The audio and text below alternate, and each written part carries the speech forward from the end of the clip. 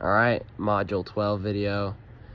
To get right into it, some people have access to exercise resources but still remain inactive.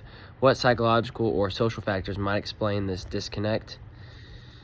I think a lot of it could be from early burnout. Maybe it's like when a parent like really kind of forces a kid into things when they're young, they can really kind of burn out quickly. And at a young age, I don't really think that anyone really lacks like the motivation part.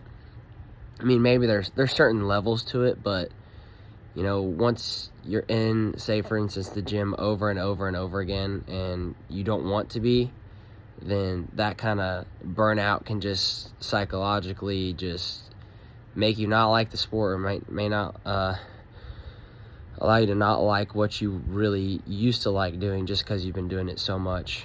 And you could have unlimited resources but still not want to do anything.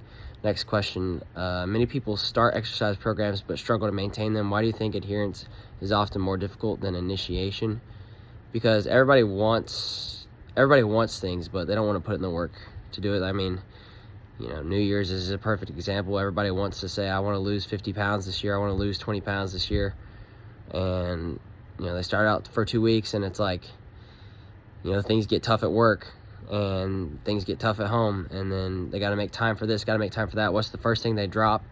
Normally the gym, or, their goals for weight loss. That's just one example, and I think that applies to most things in that stance.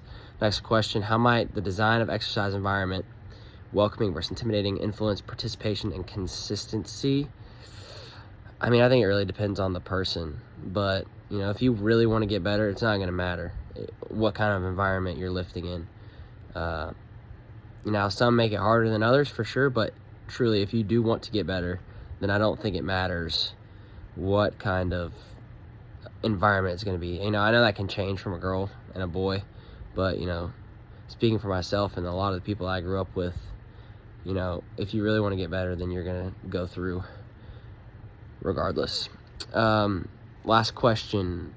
Group-based exercise programs can increase motivation for some but not others. What factors determine whether group settings help or hinder performance? I think what kind of teammates you have can really affect that. Like if your teammates are just all selfish and they all just want what's best for them, then that can really hinder you and make you just want to be on your own. Sometimes if the strength coach or whatever you think it's too hard and other people are doing better than you, then you might want to drop out and do your own thing because you don't like being compared to other people when you know you're not performing your best. Yeah, that's it.